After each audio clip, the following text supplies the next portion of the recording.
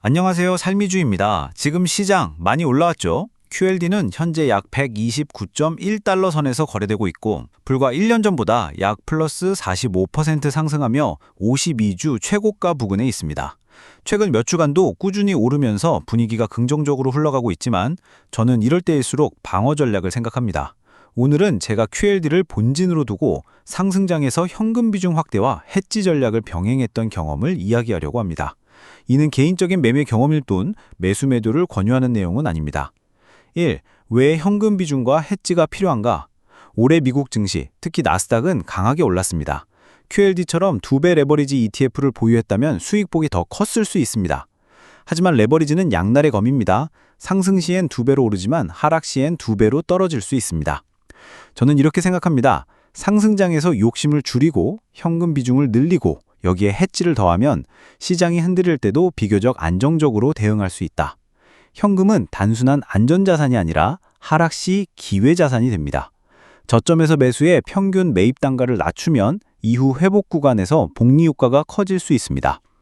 다만 현금만 보유한다고 해서 위험이 사라지는 건 아닙니다. 본진이 되는 QLD는 여전히 시장 변동성에 노출되어 있기 때문에 현금 확보와 함께 해지를 병행하는 게 저에게는 더 편안한 방법이었습니다. 2. 제가 실제로 사용한 3가지 해지 방법. 1. 인버스 ETF, QID, SQQQ 활용. 원리. QID는 나스닥 100 지수를 하루 마이너스 2배, SQQQ는 마이너스 3배 추종합니다. 장점.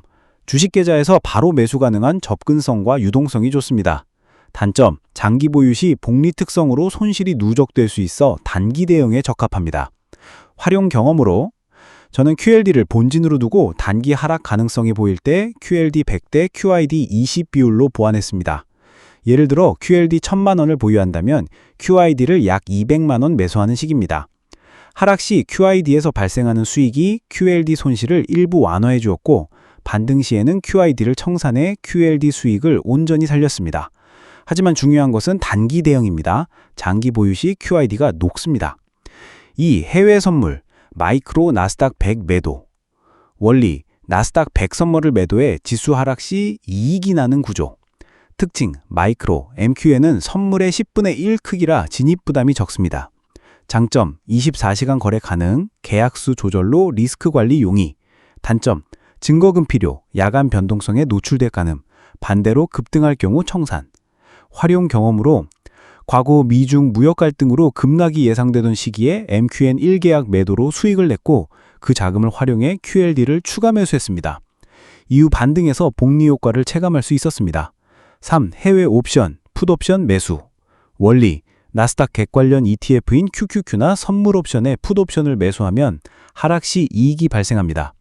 장점, 하락폭이 클수록 수익이 커지는 구조. 단점, 프리미엄 소멸, 만기 관리 필요. 활용 경험으로 CPI 발표를 앞두고 불확실성이 컸던 시기에 만기 1, 2개월짜리 풋옵션을 매수한 적이 있습니다.